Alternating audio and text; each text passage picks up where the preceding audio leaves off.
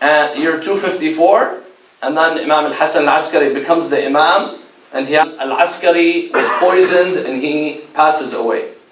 Now, it is very unfortunate that many of us, especially even the followers of the Ahlul Bayt, we do not know much about the Imams of the Ahlul Bayt. We don't know much about the Imams. We know about Imam Ali, we know about Imam al-Hussein, but we don't know about the other Imams. And this is a problem. We need to familiarize ourselves with our Imams, with our leaders. One of the qualities and features of Imam al-Askari, according to some of the narrations, is that he had dark complexion. And this is said about some of the other Imams as well, like Imam al-Jawad, for example, Imam al-Rida, some of the other Imams. And here, it's a shame that sometimes, even we see in the depiction of the images of the Imams, you see that they're drawn as white individuals and they look like they're white. That's not true. That's not the case. First of all, these images, they have no meaning whatsoever. These images do not resemble the Imams. And these images are what the painter or the one who's drawing, this is how this person perceives the Imam to be. But this is not how the Imams were. Just like today when we see the images of Jesus, how do Europeans and Americans and in our society portray the image of Jesus? A white man with blue eyes and blonde hair. This is how they portray Jesus. When in fact, probably, most likely Jesus did not look like that. Jesus looked like the people of that time. People that lived in that particular area. And this is the beauty about Islam, my dear brothers and sisters. Inna akramakum inda Allah atqakum. Verily, the closest in the eyes of Allah subhanahu wa ta'ala is the one who has the most taqwa, the one who has the most piety. And Islam, from an Islamic perspective, Allah subhanahu wa ta'ala does not look at the color of the skin or the money or all of these things that a person has. And this is the beauty of Islam. Another very important point is that there are many contributions of Imam al-Askari that many of us are not familiar with. For example, there is a tafsir, a book of tafsir called Tafsir al-Imam al-Hasan al-Askari. Tafsir of the Quran. Many people are unaware of that. Many people are not familiar with that. The Imam alayhi salam, he had a huge impact on the Shias, on the followers of the Ahlul Bayt, where he was teaching them Islam and the essence of Islam. Of course, the Imam alayhi salam was persecuted and subjugated to a lot of persecution during his life. As we mentioned, he was in an open air prison, and at sometimes in his life, he was imprisoned. He was taken to a prison, and the Khalifa would tell people, he would send people to harass him. And later on he comes and he sees these people who were sent to harass the Imam, they're praying. He tells them, why are you praying with him? They say, because we don't see him doing anything wrong. He's either fasting during the day, Askari do. He would, instead of seeing the Shia and talking to them face to face, he would have one representative who was representing him, and the Shia would interact with that representative. Or sometimes they used to write letters, tawqiyah.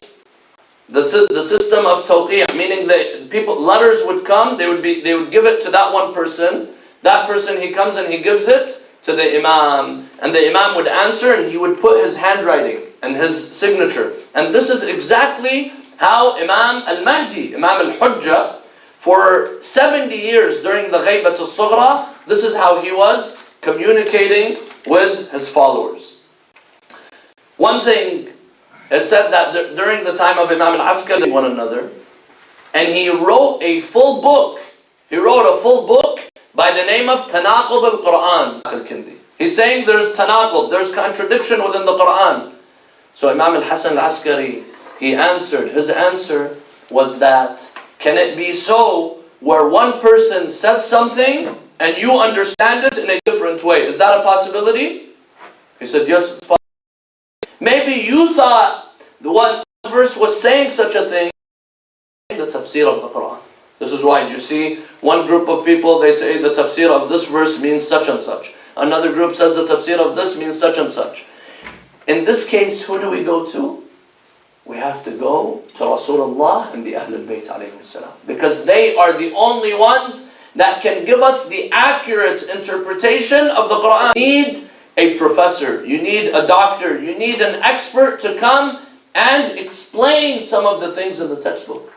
We do this at school, we do this in life all the time. This is the same when it comes to the Holy Quran. Now, my dear brothers and sisters, I wanted to mention one of the hadith of Imam Askari to his fellow Shias. Imam Askari, he wrote a letter to his followers. And by the time of the life of Imam Askari, the number of the Shias was in the thousands. And they're not just in Samarra. You have in Kufa, you have in Qom, you have in many of the Muslim cities all across the world, there are followers of the Ahlul Bayt alayhim salam.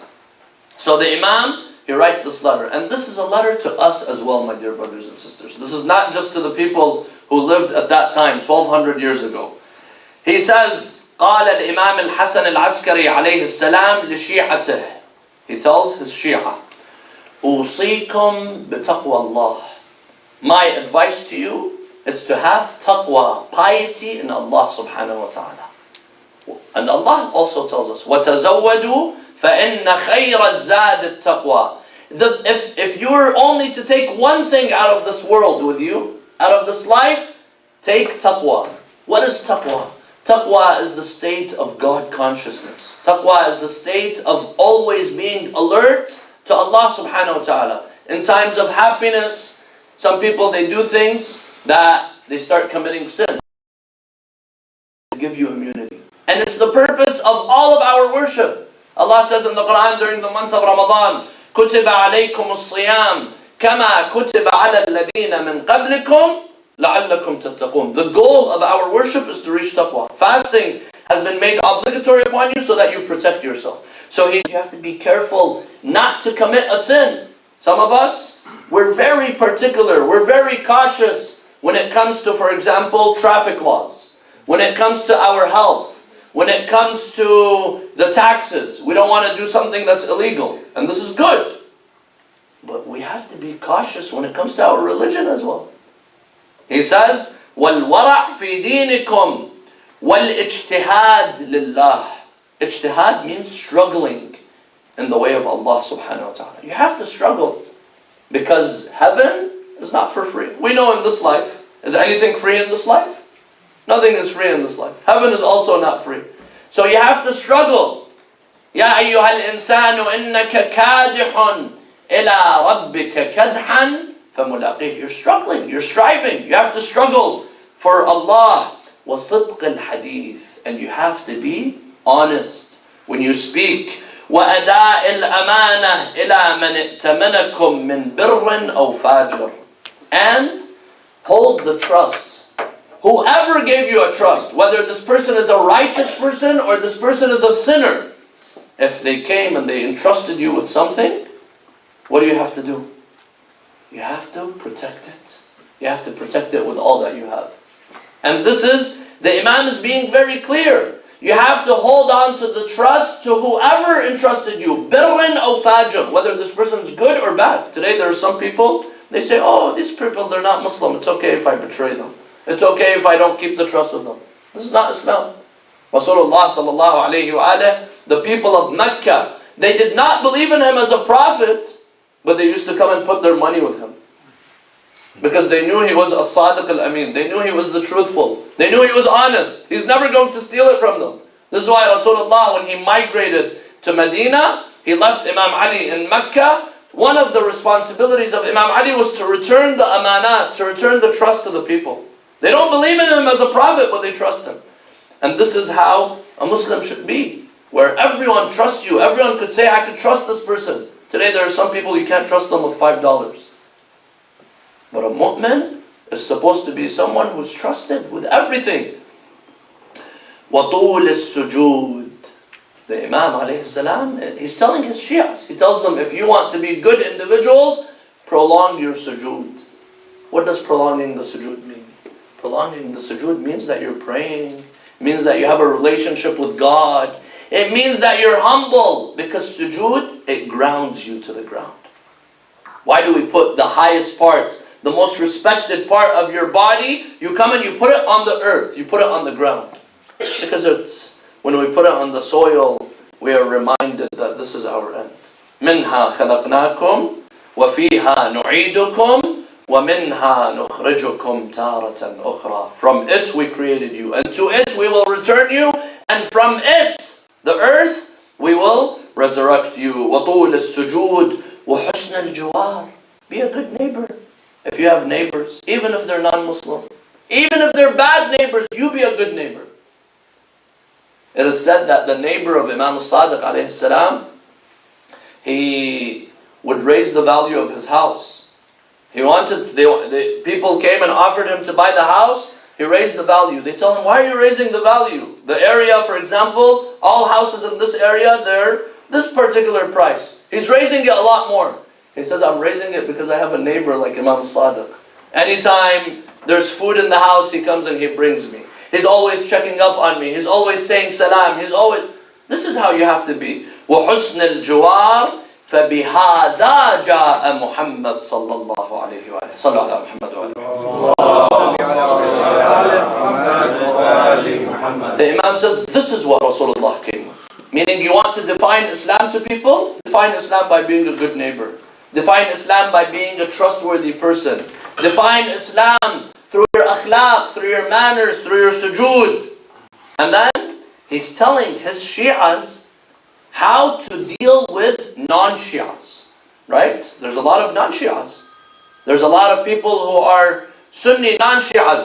He says, صَلُّوا فِي عَشَائِرَهُ جَنَائِزَهُمْ, and attend their janazah of the people who are not the Shia as well. وَعُودُوا مَرْضَاهُمْ, and visit the ill from those who are different than you. وَأَدُّوا حُقُوقَهُمْ, and give them their rights. Don't say they're not Shia, they're not followers of the Ahl Bayt, I should not respect them. And then he says, فَإِنَّ الرَّجُلَ مِنْكُمْ إِذَا وَرَعَ فِي دِينِهِ وَصَدَقَ فِي حَدِيثِهِ وَأَدَّى الْأَمَانَةِ وَحَسَّنَ خُلُقَهُ مَعَ النَّاسِ قِيلَ هَذَا شِيعِي فَيَسُرُّنِي. He says, when one of you had wara' in their faith and was truthful in their words, and you were entrusted, you gave people back all of the qabih, all of that which is filthy and ill away from the Ahlul Bayt. If I have a bad mouth, what are people going to say about my leaders? If I am always giving people a bad impression of Islam, then people are going to say, this is Islam. These are the Muslims. But Islam is not like that.